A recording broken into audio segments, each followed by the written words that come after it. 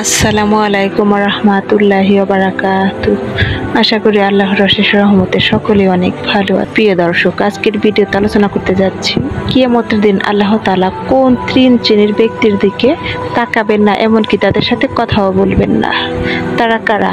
আজকের ভিডিওতে সেই তিন শ্রেণীর মানুষের সম্পর্কে আলোচনা করা হবে। ভিডিওটি খুবই গুরুত্বপূর্ণ হতে যাচ্ছে, অবশ্যই স্কিপ না করে সম্পূর্ণ ভিডিওটি দেখতে থাকবেন। আর যারা এখন এই চ্যানেলে নতুন আছেন তারা ভিডিওতে একটি লাইক দিয়ে চ্যানেলটি সাবস্ক্রাইব করতে ভুলবেন না। রাসূল সাল্লাল্লাহু আলাইহি ওয়াসাল্লাম বলেছেন, কিয়ামতের দিন মহান আল্লাহ তাআলা যখন বিচার কার্য শুরু করবেন, ওই সময় তিন ব্যক্তির দিকে তিনি ফিরেও তাকাবেন না, এমনকি তাদের সাথে কথাও বলবেন না। তাদেরকে তিনি পবিত্র করবেন না, বরং তাদেরকে কঠিন শাস্তির অধীনস্থ করে রাখা হবে। নাউজুবিল্লাহ। এই একই কথা তিনি পরপর তিনবার করে উল্লেখ করেছেন। তখন হযরত আবু যার রাদিয়াল্লাহু তাআলা আনহু তিনি জিজ্ঞেস করলেন, ইয়া রাসূলুল্লাহ, তারা কারা যাদের দিকে মহান আল্লাহ তাআলা শেষ বিচারের দিন ফিরেও তাকাবেন না? ওইসব ব্যক্তি কারা? তখন রাসূল সাল্লাল্লাহু আলাইহি ওয়াসাল্লাম বললেন, তারা হলেন ওই সকল ব্যক্তি যারা টাকনোর নিচে কাপড় পরিধান করে।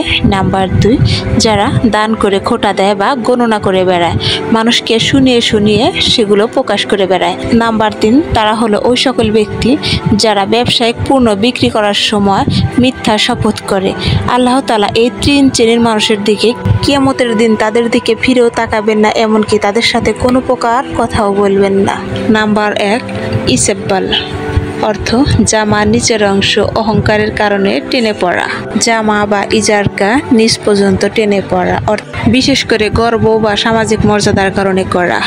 ইসলামে এটিকে অহংকার ও আত্মমর্যাদার ভুল অভিব্যক্তি হিসেবে গণ্য করা হয়। ইসলাম একটি শান্তি ও ন্যায় প্রতিষ্ঠার ধর্ম। তাই ইসলামে এমন কিছু বিধিবিধান রয়েছে যেগুলো মেনে চলা আমাদের একান্ত আবশ্যক, আর এমন কিছু বিষয় রয়েছে যা আমাদের বর্জন করা অপরিহার্য। আর ওইসব কাজ কখনোই করা যাবে না যেই কাজগুলো করলে মহান আল্লাহ তাআলা আমাদের উপর রাগান্বিত হন এবং শেষ বিচারের ওই কঠিন মুহূর্তে আমাদের উপর যাতে তিনি নেক দৃষ্টিতে তাকান, এমন কাজ আমাদেরকে অবশ্যই করতে হবে। নাম্বার 2, দান বা উপকারের পর নিজেকে বড় দেখানো।